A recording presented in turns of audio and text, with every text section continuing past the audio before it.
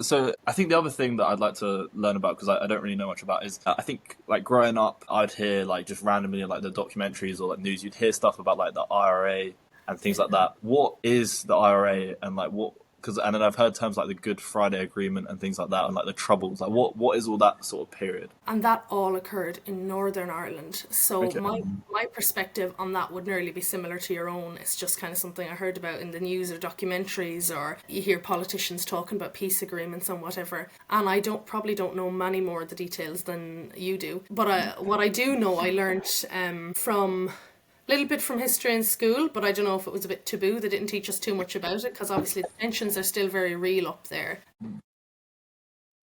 What would the tension be about?